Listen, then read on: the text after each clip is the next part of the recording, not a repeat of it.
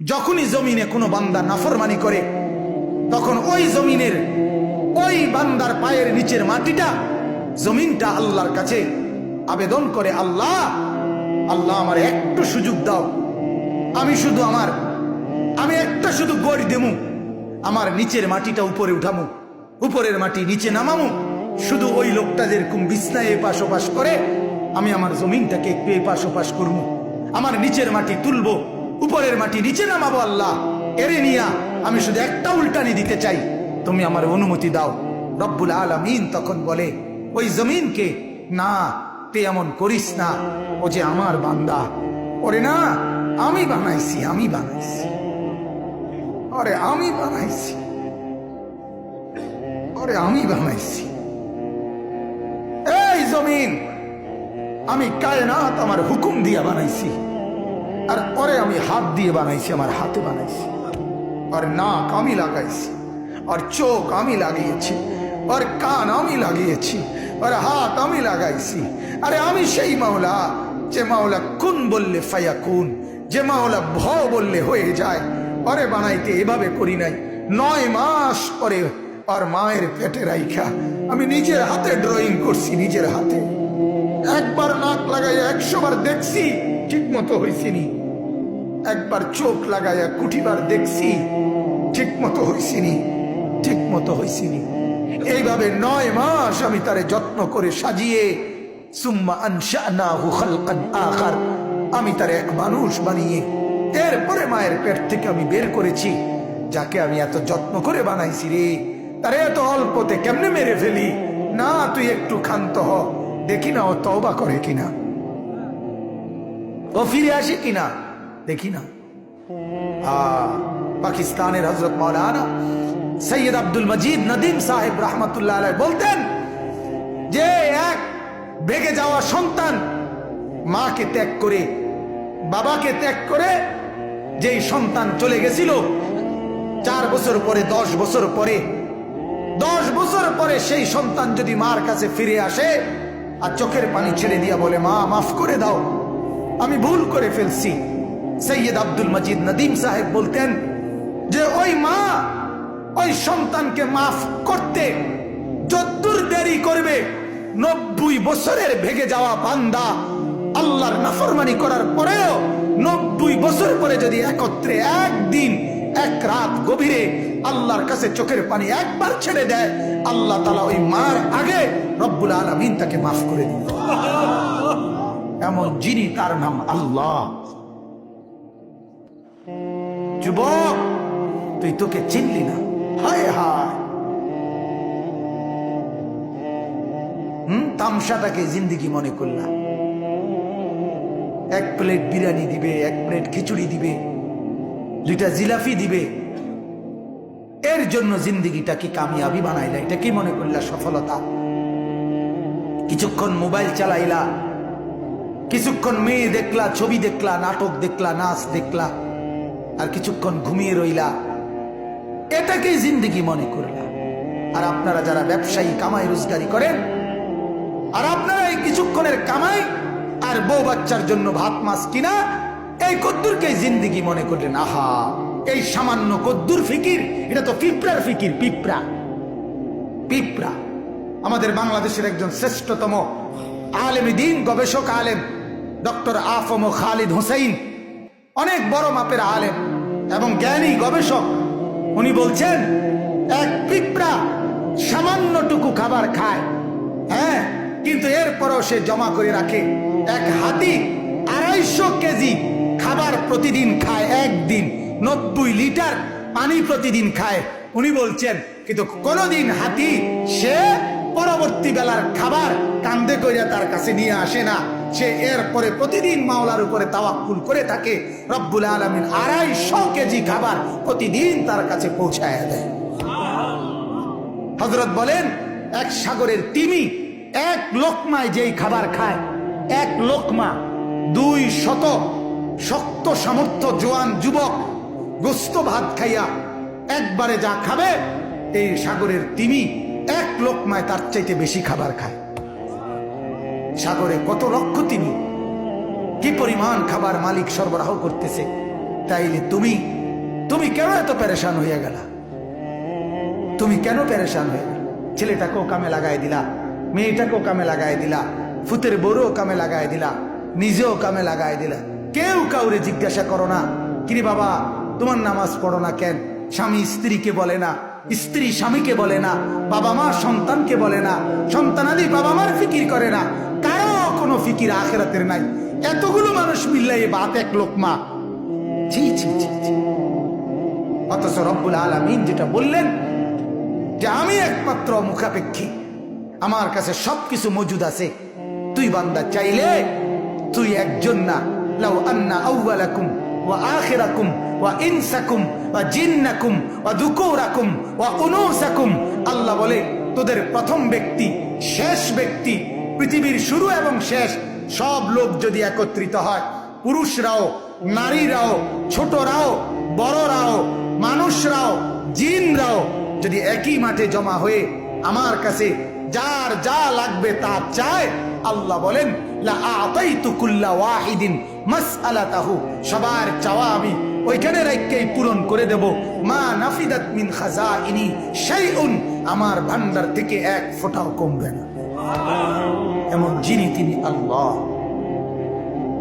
তাকে ছেড়ে কোথায় দৌড়াচ্ছেন? আল্লাহকে ছেড়ে কোথায় যাচ্ছেন? আল্লাহকে ছেড়ে কোথায় গেলেন? যুবক আল্লাহকে ছেড়ে কোথায় গেলা? নামাজ না পড়ে নর্তকী দেখে লাভ কি হয়েছে পর্যন্ত বলো না একবার?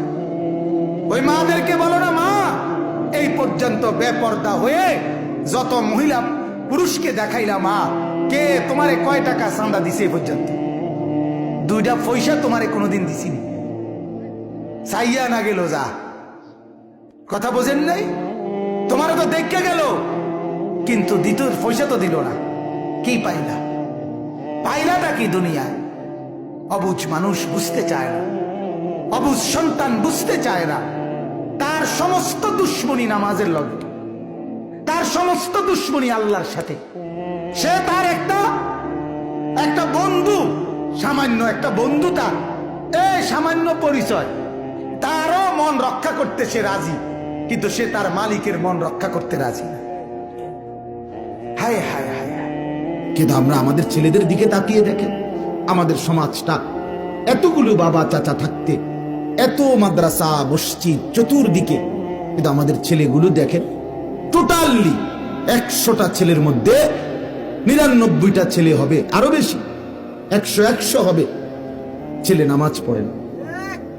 আহারে বাবা, তো এইভাবে একটা হলো যে কোনো মসজিদ নাই, কোনো মাদ্রাসা নাই, কোনো আজান হয় না, কোনো আল্লাহ খোদার নাম নাই, কোনো মাহফিল হয় না, কোনো নসিহত নাই। এই কারণে সব নষ্ট হয়ে গেছে। মানে ক্ষেতটার মধ্যে কোনো চাষ নাই, কোনো নাঙ্গল নাই, কোনো কীটনাশক দিছে না, কোনো রকম সার দিছে না, বেড়ায় কোনোদিন আইয়া কুদুর ফিরেও চাইছে না 3 মাসের মধ্যে। এই কারণে ধরে নিলাম এই ক্ষেতটা জঙ্গল দিয়া আগাছা দিয়া ভরে গেছে। এটা তো একটা যুক্তি আছে, কথা বলেন না কেন? কিন্তু চতুর্দিকে মসজিদ, চতুর্দিকে মাদ্রাসা, চতুর্দিকে আল্লাহর কোরআনের ওয়াজ নসিহত, তাহলে এত কিছুর পরে আমাদের এই এত বিপুল পরিমাণ সন্তান মুসলমান পরিচয়ধারী। আরে আমরা তো হিন্দুকে নামাজ পড়তে বলি নাই, ইহুদিকে বলছি না, খ্রিস্টানকে বলতেছি না, নাস্তিককে বলতেছি না, মুরতাদকে বলছি না, মুসলমান পরিচয় দেয়। এই ছেলেটার ভোটার আইডি কার্ডে লেখা আছে ধর্ম ইসলাম, জন্ম নিবন্ধন সনদে লেখা আছে ধর্ম ইসলাম, পাসপোর্টের মধ্যে লেখা আছে ধর্ম ইসলাম। তাহলে এত জায়গায় ইসলাম লেখা, এই জানোয়ার নামাজ পড়ে না কেন? এই হাইওয়ান সেজদা দেয় না কেন? তার বাপ কোথায়? তার মা কোথায়? তার সমাজ কোথায়? তার এলাকার মুরব্বীরা কোথায়? বলে বলেন আপনারা। আশ্চর্য, আমাদের ছেড়ে দিছে সবাই। আমরা সমাজটা হাল ছেড়ে দিছি, সবাই মিলেমিশে যার যা মন চায় খাও দাও ফুর্তি করো। কারো কোনো মানে চোখের সামনে অশ্লীলতা, চোখের সামনে মসজিদের সামনে মা 10টা ছেলে 20টা ছেলে আড্ডা দিতেছে, ওমা একটা মুরব্বীর মুখ দিয়া এটা শব্দ নেই, কারো কোনো মাথা ব্যথা। আর কদ্দুর 10 জন বুড়া মানুষ একত্র কদ্দুর এ কথাটা তো কইতে আরে কি আমগো এলাকার ফোলাফান দিছে এভাবে একটা ওয়াক্ত নামাজ পড়ে না, এর জন্য কি আমরা কিছু করতে পারি কিনা? এই কদ্দুর কথাও তো মুখ দিয়ে কদ্দুর কইতে পারে, আমি কোনো আলাপ নাই, শুধু বন বিড়ি চা, টেলিভিশনে বেডিতে নাচ চাওয়া, চা দোয়ানে বই বই গপ মারন ছাড়া, ফাঁকনা কথা ছাড়া আর কিছু না। সবাই সবার মতো, বা ছেলেরা ছেলেদের মতো, মেয়েরা মেয়েদের মতো, মহিলারা মহিলাদের মতো, মুরব্বীরা মুরব্বীদের মতো। আরে বাবা, তাইলে আমাদের একজন বক্তা, দুইজন বক্তা, 10 জন আমার শায়েখ আল্লামা মুফতি মুশতাকুর নবী কাসিমি হযরত সেদিন বলতেছে, মাওলানা আমরা বক্তা সারা দেশে মিল্লা কয়জন হইব কোন? নাহলে 100 জন, একটু পরিচিত মানুষের কাছে আসে যায় বেশি, এরকম নাহলে 100, নাহলে 200। সারা বাংলাদেশে একটা জরিফে একবার শুনছিলাম, কমপক্ষে বাংলাদেশে এক সিজনে শীত মৌসুমে মাহফিল 40 লক্ষ। তাহলে 18 কোটি মানুষ, এই 18 কোটি মানুষের জিন্দেগি বদলাবার জন্য এই 50 জন 100 জন হুজুর এরাই যথেষ্ট। যদি অথচ সেটাই যদি 500 ঘর, আরে 100 ঘরের অভিভাবক যদি নিজ দায়িত্বটা নিয়ে নেয়, তাইলে আর ইমাম সাহেবের এক ঘরেও যেতে হয় না। কিন্তু আমাদের কারো রাজি, কেউ রাজি। বউ হেবেডার আমরা কাছে এসে কয় যে বেডিটির দ্রুয়াজ করে দেন, পোলান্ডিরও দ্রুয়াজ করে দেন, মানে সব আমি ঠিক করে দিতাম। হেবেডার বইয়ে বইয়ে সিরিয়া খাইত, হেবেডা বইয়ে বইয়ে বহন খাইব। উনি শুধু দুনিয়া দুনিয়া করবে, আখেরাতকে সাজাবে। এই জন্য আমি এতগুলো কথার অর্থ আপনাদের অনুভূতি জাগাইতে চাই। গল্প আমিও বলতে চান, কিচ্ছা কাহিনী একটা বললাম, সুর দিলাম, এতে না, মূল অনুভূতি দরকার। আমরা আজকে বিশ্বাস করেন আমাদের হালাত, আগামী সময়টা আমাদের বাঁচতে হলে বিশ্বাস করেন আমাদের সার্বিক নিরাপত্তা, আখেরাত তো আছেই, দুনিয়ায় আমাদের বেঁচে থাকার নিরাপত্তা, আমরা যদি আল্লাহর সাথে সম্পর্ক না বাড়াই, আমরা যদি ঈমান আমল না বাড়াই, বিশ্বাস করেন আমাদের মুসলমানদের হিম্মত একদম দুর্বল হয়ে গেছে। আপনারা ভেবে দেখেন, 2 মাস টানা ইসরায়েলের ইহুদিরা ফিলিস্তিনের মুসলমানদের উপরে জুলুম করছে অকাতরে। প্রায় 20,000-এর কাছাকাছি মুসলমান এই পর্যন্ত রক্তে লাল শহীদ হয়ে গেছে। প্রায় 7 থেকে 8 হাজার মাসুম বাচ্চা শহীদ হয়ে গেছে। 7 লক্ষ শিশু সর্বহারা, ঘর হারা, বাবা মা হারা। মুসলমানের লাশ মাটিতে, নিজ মাটিতে দাফন করতে দিচ্ছেন। কুকুর পত্রিকার ছবি দেখাইছে ফিলিস্তিনে, এইবারে কুকুর মুসলমানের লাশ দাফনের অভাবে পড়ে আছে রাস্তায়, এই কুকুর লাশ টানাটানি করতেছে। এখন এত জুলুম, এত নির্যাতনের পরেও আমরা 180 কোটি মুসলমান, 57টি মুসলিম রাষ্ট্র, আর ইসরায়েলের ইহুদি সর্বোচ্চ খবর পত্রিকায় এবং চ্যানেল সহ সব জায়গার রিপোর্ট হলো সর্বোচ্চ হলো 97 লাখ অথবা 92 লাখ, মানে 1 কোটির নিচে। ইসরায়েল এই ইহুদি 1 কোটির নিচে, আমরা হলাম 180 কোটি। তাদের এটা কোনো বৈধ রাষ্ট্র না, এটা কোনো রাষ্ট্র এখনো হয় নাই। আমাদের নিয়মতান্ত্রিক 57টা রাষ্ট্র আছে, কথা বুঝছেন কি না? কিন্তু আমাদের এই এতগুলো মানুষের প্রতিবাদ, বিক্ষোভ, মিছিল, স্লোগান মাত্র 1 কোটির চাইতে কম কাফেরের 2টা পয়সার মূল্য দিচ্ছে না, ভয় পাচ্ছে। কেন ভাইয়া আমরা এইভাবে হেরে গেলাম? কেন আমাদের এত দুর্বলতা হয়ে গেল? কেন? যুবক, তোমাদেরকে বলছি, বাপ, আল্লাহ চাহে তো যদি হায়াত পাও, আগামী 20 বছর পরে পৃথিবীর পরিস্থিতি কি হইতে পারে তুমি একটু ভেবে দেখো। মুসলমানদের, তুমি আল্লাহ চাই তো বাঁচবা, আল্লাহ যদি বাঁচায়, ওই চাচা মরে যাবে, মুরব্বী মরে যাবে হয়তো, কিন্তু তুমি তো বাঁচবা।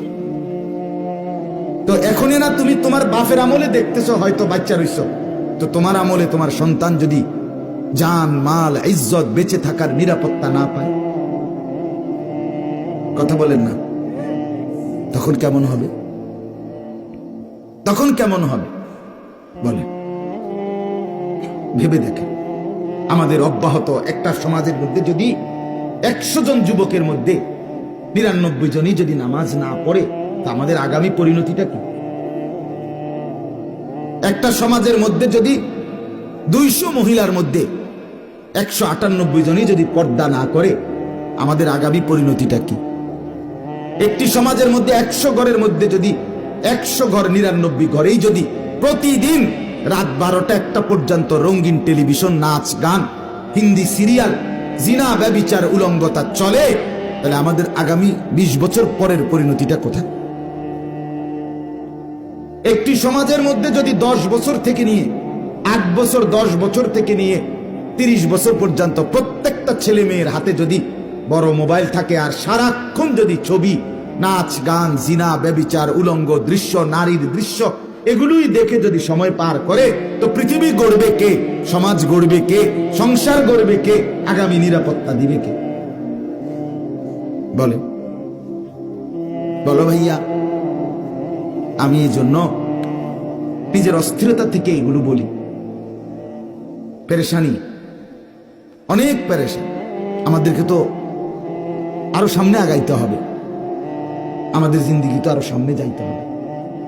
তা আমাদের এই ছেলেরা, এদের 6 বছরে, 5 বছরে, 1 বছরে কোনোদিন মনেও পড়ে না যে তারা যে মুসলমানের মতো চুল রাখে না, কাফেরের মতো চুল, বেঈমানের মতো চুল। একটু বিবেকও জাগে না যে এটা আমি কি রাখতেছি।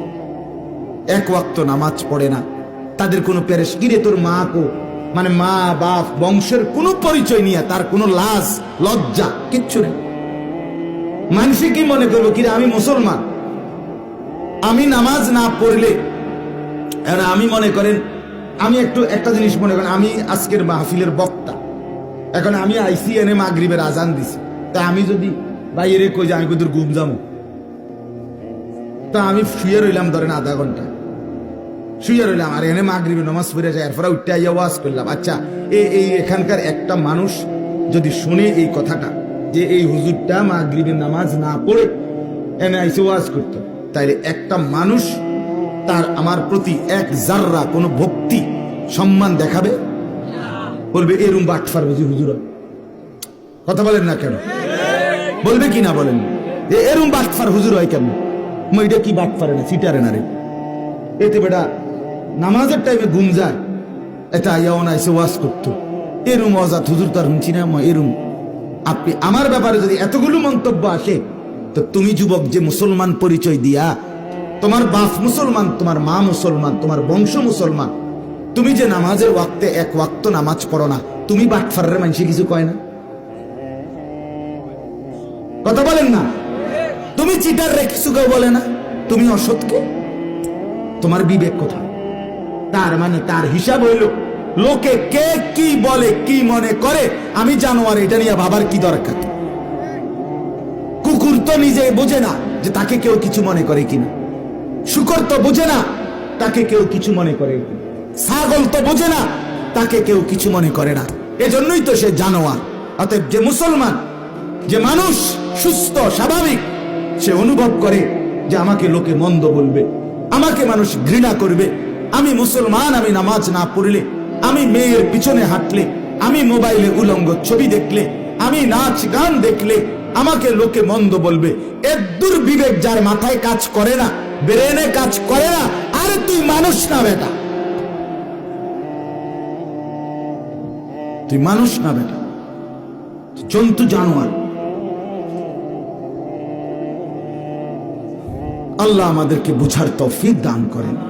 চলেন, আমার কথা শেষ, মূল বক্তব্য শেষ। এটাই আমার কথা ছিল। আমি আপনাদের কাছে এবার বলতে চাই, চলেন সবাই মিলে আমাদের আল্লাহর দিকে ফিরে আসি। সবাই চেষ্টা করি যার যার অঙ্গনে আমরা আল্লাহর দিকেই ফিরে আসি।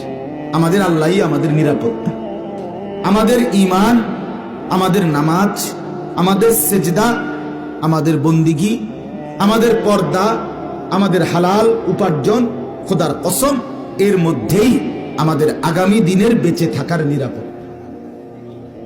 আমাদের জন্য আমেরিকা কোনো সমাধান দিবে না, আমাদের জন্য জাতিসংঘ কোনো সমাধান দিবে না, আমাদের জন্য ইউরোপ কোনো সমাধান দিবে না।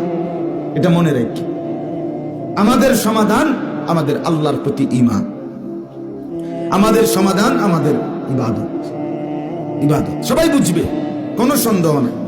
এই ছেলেরাও আগামী দিনে মুসিবত দেখবে, কোনো সন্দেহ। মুসিবত খুব কাছাকাছি, পেরেশানি খুব কাছাকাছি। এত লম্পট, এত দুশ্চরিত্রতা, এত ভয়ঙ্কর অশ্লীলতা, বেহায়াপনা, এটা আল্লাহ সইবে না, এটা আল্লাহ সইবে না। বাস একটা সমাজে, একটা দেশে, একটা এলাকায় সর্বযুগে খারাপ মানুষ ছিল কিনা বলেন? কম বেশ 2 জন 3 জন ছিল, কিন্তু এইভাবে ব্যাপকভাবে মহামারীর মতো সমাজের সব ছেলে মেয়ে নারী পুরুষ বেপর্দা বেহায়াপনা এত বেশি পরিমাণ একসাথে আগে ছিল না। এই জন্য আমরা কোরআনুল কারীমের 5টি আয়াত পড়ছি। এই আয়াতগুলোতে আল্লাহ তাআলা বলছে, বান্দা, মাথার উপরে আসমান আমি দিয়েছি, পায়ের নিচে জমিন আমি দিয়েছি, এই গোটা পৃথিবীর সমস্ত বস্তু জোড়ায় জোড়ায় আমি বানিয়েছি। এই 3টা কুদরত আল্লাহ এখানে বলছে। ওয়াস-সামাআ বানাইনাহা, 27 নম্বর পারা কোরআনুল কারীমের 51 নম্বর সূরা আয-যারিয়াত, এই সূরার 47 নম্বর আয়াত। এই আয়াত থেকে শুরু 51 পর্যন্ত 5টা আয়াত। আল্লাহ কারো কথা চিন্তা করেন, আপনি শুনেন। ওই যে বাইরে চিল্লায় হাঙ্গামা করে, আমার এ নিয়ে কোনো টেনশন নেই। আমি কোনো সময় বাইরের কারো লেগে ফেরেশানি করি না। আমার ফিকির থাকে যে ভিতরে আইছে তার প্রতি আমার আমানত, মানে যে আমার নজরের সামনে আছে, আমি মনে করি আমার এই সময়টা আমার এই মানুষগুলোর জন্য আমানত। কাজে আপনাদের দিকে নজর রাখা, আপনাদেরকে বুঝাইবার চেষ্টা করা, এটা আমার দায়িত্ব। বাহিরে কে ঠ্যাঙ্গালগি দিয়ে লাফায়, এরকম 2-4 বেত্তমিজ থাকবেই। কথা বলুন, ইসরাফিলের ফু যেদিন দিব সেদিনও অসভ্য থাকবে। একেবারে যেদিন ইসরাফিল কি দিতেছে, ফু দিতে, সেই দিনও কি থাকবে তো আর কি। তাহলে একজন মানুষ এই সমাজের সবাইকে একসাথে একই দিনে চেঞ্জ করতে পারবে না। এটা লইয়েই চলতে, ভালো মন্দ, সৎ অসৎ, এই নিয়েই দুনিয়া। সব ভালো যেখানে, এটার নাম জান্নাত। সব মন্দ যেখানে, ওইটার নাম জাহান্নাম। আর উভয়টা যেখানে, এটার নাম দুনিয়া। সব সুখ যেখানে, এটার নাম জান্নাত। সব দুঃখ যেখানে, সেটার নাম জাহান্নাম। দুঃখ আর সুখ মিল্লা যেখানে, এটার নাম হলো দুনিয়া। সব আনন্দ যেখানে, এটার নাম জান্নাত। সব বেদনা যেখানে, ওইটার নাম জাহান্নাম। আনন্দ আর বেদনা মিলে যেখানে, এটার নাম দুনিয়া।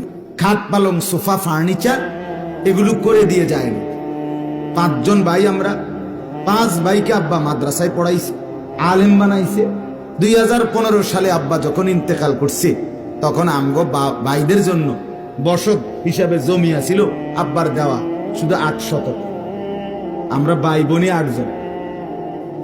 আলহামদুলিল্লাহ, বাবা ইন্তেকালের পরে আজকে 8 বছরের মাথায় 15 থেকে 23 সাল, এখন এই 5 ভাইয়েরই আলাদা আলাদা জায়গাও কিনছে, ঘর দুয়ারও করছে। তো কি এই জন্য বাবা ছেলেকে ঘর দুয়ার আর খাট পালং করে দিতে হয় না, সেজদা শিখাইতে হয়, নামাজ শিখাইতে হয়, কোরআন শিখাইতে হয়। আল্লাহ তাআলা এই জন্য বাবা আমার অধীনে দিয়েছে। এই জন্য মাদ্রাসায় দ্বীন শেখান, ছেলেদেরকে কোরআন শিখান, মেয়েদেরকে কোরআন শিখান। যার ছেলে 3 জন, আল্লাহর কোরআন শিখাইতে হবে 3 জনকে। যার মেয়ে 3 জন, আল্লাহর কোরআন শিখাইতে হবে 3 জনকে। নবীজি বলছে, আলা কুল্লি মুসলিম, প্রত্যেক মুসলমানের উপরে দ্বীনি ইলম অর্জন করা ফরজ। বুড়া মানুষেরও, জওয়ান মানুষেরও, নারীদেরও, পুরুষদেরও, ছেলেদেরও, মেয়েদের। ভিক্ষা দিলে হইতো না, ভিক্ষা দিলে হইতো না, বুঝিননি? মানে আপনার জি ফুট 7 জন, হুজুর আপনারা কওনে ওয়াজুন্নে 1 জন ফুট দিছি মাদ্রাসাত, মানে আপনি ভিক্ষা দিছেন নাকি? তা বাহ বাহ বাহ, মনে হয় আমরা ভিক্ষা দিছি। না না, আপনি ভিক্ষা দিয়েন না। আপনাকে রাসূল বলছে, সন্তান ছেলে মেয়ে যতজন দ্বীন শিখতে হবে ততজন। কতজন? 3 জনে কয়জন বলেন না? কয়জন? 4 জনে কয়জন? মনে রাখ, হাসরের ময়দানে কোরআনে আছে যে সন্তান মা বাবার গাফলতির কারণে, মা বাবা দিন শিখান না শিখানোর কারণে জাহান্নামী হবে, খোদার কসম ওই সন্তান জাহান্নামে যাওয়ার আগে আল্লাহকে বলবে, আল্লাহ আমার মা বাপকে একটু দেখতে চাই। আল্লাহ বলবে কেন? বলছে আজকে জাহান্নামে যাচ্ছি, এই মা বাপ ছোট্টবেলায় দিন শিখায় নাই, আল্লাহ চিনায় নাই, নামাজ পড়ায় নাই, আজকে জাহান্নামী হলাম। এই জন্য ওই মা বাপকে এনে না জাআলহুমা তাহতা আকদামিনা, পায়ের নিচে ফালাইয়া দুই পাও দিয়া কতক্ষণ লাইঠাইয়া সোঁটটা এরপরে জাহান্নামে যাব। এটা কোরআনের আয়াত। এই অচিরেই দেখবি, অচিরেই এই তাফালিং চুল এটার খেসারত হেতেরও দিতে হইব, বাপেরও দিতে। দিন শিখাইলেন না কেন? এক ওয়াক্ত নামাজ পড়ে না 16 বছরের দামরা, হ্যাঁ 18 বছরের দামরা খাড়াইয়া মুতে, আপনি শিখাইলেন কি? আপনার বাবার সার্থকতা কি? আমার জীবনের আর রইল কি? আমার জিন্দিগির আর কি রইল? হ্যাঁ আমার জীবনের আর সার্থকতা কি? সারাদিন বন্ধুদের সাথে আড্ডা দেয়, রাত্রে কেন মা বাবার ঘরে আসে? ওই হাইওয়ানকে বলতে পারেন না যে আড্ডা দিছো যাদের সাথে নামাজ না পড়ে তাদের সাথেই রাত কাটাও? খানার টাইমে বাবার উপার্জন খায় কেন? থাকার টাইমে বাবার ঘরে এসে থাকে কেন? বলে আমি আমার জীবনে একবার আমার আব্বারে বলছিলাম, আব্বা আমি এই মাদ্রাসায় আর পড়বো না, আরেকটা মাদ্রাসায় আমারে ভর্তি করান আমার ছাত্র জীবনে। কসম আমার আব্বা সাথে সাথে বলছে, ফুত ছোট তখন আমি, পরের বেলা ভাত এক লোক না ভাত আমার ঘরে আর খাইও না, সাবধান বাইরও। আমি যেই মাদ্রাসায় দিছি এটাতেই পড়তে, নাহলে আর ভাত পরের লোক এক লোক মা ভাত খাইও না, সাবধান বাইরো। পরে আমি কানতে কানতে ওই মাদ্রাসাতেই ফিরে গেছি। বুঝছি এই বাপ বড় শক্ত বাপ, ছাড়বে না। বাবার সেই কঠোর শাসন আলহামদুলিল্লাহ আজকে আপনাদের সামনে দুইটা কথা বলার তৌফিক দিছে। ছেড়ে দিলে হবে না, ছেড়ে দিলে হবে, ছেড়ে দিলে নষ্ট হয়ে যাবে, চরিত্রহীন হয়ে যাবে। তলে তলে বেনামাজি ছেলে, অবস্থা খুব খারাপ, কিচ্ছু নাই, ভিতরটাকে জোকা বানায় লেছে, ভিতরটা খোলস বানায় লেছে। নারী দেখতে দেখতে, ছবি দেখতে দেখতে, উলঙ্গ দৃশ্য দেখতে দেখতে শরীরে শক্তি, যৌবনের সব কিচ্ছু নাই। যত ছেলে বেনামাজি সারাদিন মোবাইল টিপে, আপনি কসম আপনি পরীক্ষা করে দেখেন সবগুলো নাফরমানের চোখ ভিতরের দিকে ঢুকে গেছে, কোডি সাফা জাগাত নেই। গুনাহ গুনাহ, অসভ্যতা, অশ্লীলতা, কোমর দুর্বল করে ফেলছে। 18 বছরের ছেলে পরিশ্রম করার কথা, এক জগ ফানি দিত গেলে ফাইতাম না, দুগা বাড়িত করে তার বাফেরে বলে যে দুগা বাদ দিয়ে তোর আব্বারে বাজারে দোকানে ফাইতাম না। বেডি সেবানি, হ্যাঁ ফানি, মোবাইল ছবি দেখবানি, হ্যাঁ পারবো। মানে এটা হলে 100 কিন্তু বাবার খেদমত, মায়ের খেদমত, একটু সংসারের সামান্য কাজ, হ্যাঁ ঘর গৃহস্থের একটু কাম, তার গায়ে সে বাবা মা তাকায় তাকাইয়া সন্তান ফালে। আল্লাহ আমাদেরকে বিবেক দান করেন, আল্লাহ আমাদেরকে বুঝ দান করেন, আমাদের সন্তানদের জন্য, স্ত্রী পরিবারের জন্য ফিকির করবেন। আল মাদ্রাসাতুল মদিনা, এই মোহনপুর মাদ্রাসা আল্লাহ কবুল করেন। আজকের থেকে পরিবর্তন শুরু করেন। কমপক্ষে ভিতরে যারা বসছেন ছেলেরা, বাবা আজকের এশার নামাজ পড়ো, তাইলে কমপক্ষে প্রমাণ হবে এই বাহিরের ফালতুদের চাইতে তুমি একটু ভিন্ন। অনুরোধ, মিশে যাইও না এই সমাজের দুষ্টদের সাথে, এই সমাজের অসতের সাথে। সে তোমারে চরিত্রহীন বানাইয়া, ফসাইয়া, গলাইয়া, গন্ধ ছুড়াইয়া এরপরে তোমারে ছেড়ে দিবে। এই জন্য ছেলেরা যারা ভিতরে বসছো, তোমাদেরকে অনুরোধ করল, বখাটে দুশ্চরিত্র, উলঙ্গ ছবি দেখে, নাচ গান দেখে, অশ্লীল কথা মুখ দিয়া বলে, অসভ্য গালিগালাজ করে, হাসে মাতালের মতো, ছাগলের মতো, প্রতিবন্ধীর মতো, এই সমস্ত বিকৃত রুচির মানুষ, যুবক ছেলে পেলের সাথে চইল না ভাই, চইল না। আল্লাহ তাআলা আমাদেরকে তৌফিক দেন, এই সমাজকে আল্লাহ ভালো রাখেন, মাদ্রাসাকে আল্লাহ কবুল করেন। ইনশাআল্লাহ এশার নামাজের বিরতি হবে এখন।